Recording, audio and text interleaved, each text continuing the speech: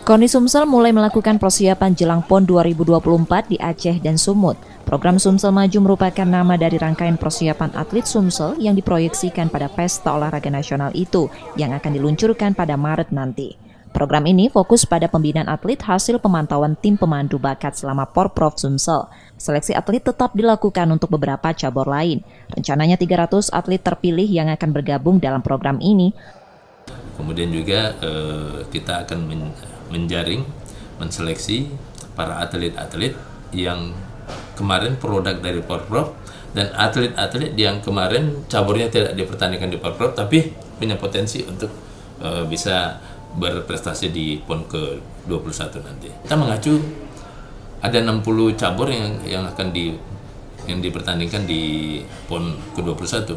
Tentu kita mengacu pada cabur-cabur itu. Meminimalisir biaya selama program berlangsung, program ini dilakukan tidak terpusat. Nur Muhammad, Kompas TV, Palembang, Sumatera Selatan.